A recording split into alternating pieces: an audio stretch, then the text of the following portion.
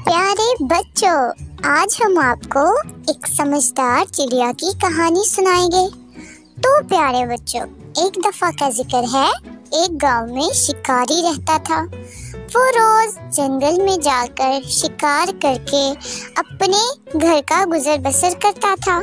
फिर एक दफा ऐसा हुआ कि जब शिकारी जंगल में जा रहा था तो उसे एक उड़ती हुई चिड़िया नजर आई। वो बहुत प्यारी थी। शिकारी चिड़िया को देखकर लालच में आ गया कि अगर किसी तरह ये प्यारी और नायाब चिड़िया मेरे हाथों में आ जाए तो मैं इसे बाजार में बेचकर ज्यादा पैसे लूंगा। ये सोचते ही शिकारी ने बहुत होशियारी के साथ जमीन पर कुछ दाने रखे ताकि चिड़िया उसे खाने आए।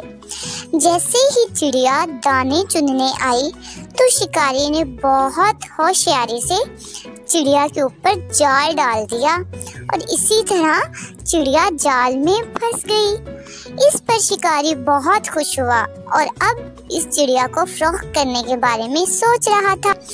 चिड़िया खुद को जाल से निकालने के लिए बहुत कोशिश की लेकिन नाकाम हो गई। फिर जब उसे जाल से निकलने की कोई भी सूरत नजर न आई तब उसने मायूस होने की बजाय एक तरकीब सोची।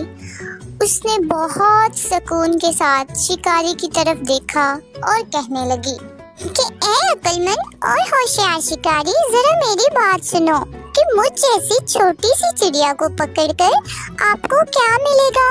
मुझसे आपको कोई फायदा नहीं मिलने वाला, क्योंकि अगर आप मुझे फरोख्त भी करते हो तो मेरे थोड़े से वजन की वजह से आपको इतना मुनाफा नहीं मिलेगा। लेकिन अगर आप मेरी बात को माने और मुझे आज़ाद करते हो तो इसके बदले में मैं आपको 3 ऐसी कीमती और अनमोल नसीहतें करूंगी जो हमेशा आपके काम आएगी। उन 3 में से एक नसीहत मैं आपके हाथ पर बैठ के दूंगी और वो नसीहत इतनी अच्छी है कि आपको सुनकर बहुत खुशी होगी। और दूसरी नसीहत मैं दीवार पर बैठकर करूंगी जो कि बहुत ही कीमती और फायदेमंद होगी। और फिर तीसरी नसीहत मैं दरख्त की शाख पर बैठ के करूंगी। इसलिए अब अगर आप वाकई ही अक्लमंद हैं और मुझसे फायदा उठाना चाहते हैं तो मुझे आज़ाद कर दो और फिर मेरी उन तीनों नसीहतों पर अमल करके कामयाब हो जाओ। शिकारी ने चिड़िया की बात सुनकर थोड़ी देर सोचने और समझने के बाद चिड़िया को जाल से आज़ाद कर दिया। आज़ाद होते ही चिड़िया शिकारी के पास आई और उसके हाथ पर बैठकर कहने लगी, किसी भी नामुमकिन बात पर कभी यकीन ना करना, चाहे कोई भी कहे। ये कहकर चिड़िया अपनी बात के मुताबिक वहाँ से उड़कर दीवार पर जा बैठी और दूसरी नसीहत करने लगी। गुजरी हुई किसी भी बात का अफसोस कभी न करना।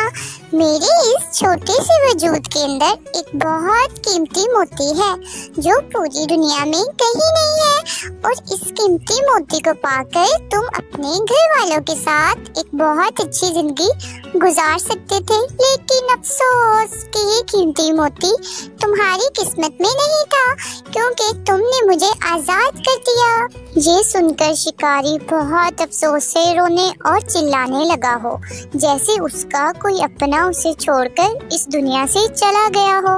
रोते रोते शिकारी कह रहा था, हाय अफसोस, मैंने कितनी बेवकूफ़ी की है।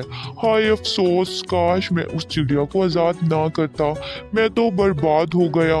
उसे ऐसा करते देखकर चिड़िया ने उससे कहा, अरे ओ बेवकूफ और पागल शिकारी, मैंने इसलिए ही तुम्हें पहले नसीहत कर दी थी कि गुजरी हुई किसी बात का अफसोस ना करना। और हाँ, ए पागल और नादान शिकारी, तुमने तो मेरी पहली नसीहत भी गौर से नहीं सुनी। मैंने कहा था ना कि किसी भी नामुमकिन बात पर यकीन ना करना। अब जरा गौर करो और खुद सोचो, मुझ जैसी नन्ही सी जान का पूरा वजूद 4 दिरहम से ज्यादा का नहीं नहीं तो फिर मोती जो कि 10 दिरहम का है मेरे छोटे से वजूद के अंदर कैसे आ सकता है। ये सुनकर शिकारी ने कहा, हाँ कहती तो तुम ठीक हो। अच्छा अब तीसरी नसीहत तो बताओ जो तुमने कहा था। इस पर चिड़िया ने कहा, अरे ओ बेवकूफ शिकारी, तुमने कौन सा मेरी पहली 2 नसीहतों पर अमल किया है। जो अब मैं तुम्हें तीसरी नसीहत दूं वो कीमती और अनमोल नसीहत तुम जैसे बेवकूफ और नादान इंसान के लिए नहीं है। ये कहते ही वो प्यारे और नन्ही सी चिड़िया वहाँ से उड़ गई और शिकारी उसे देखता ही रह गया। तो प्यारे बच्चों, हमने इस कहानी से क्या सबक सीखा कि अक्लमंदी अल्लाह पाक का बहुत बड़ा इनाम है और उसे इस्तेमाल करके इंसान अपनी जान भी बचा सकता है, जैसे चिड़िया ने बचाई। और किसी अहमक और बेवकूफ को नसीहत करने का कोई फायदा नहीं है।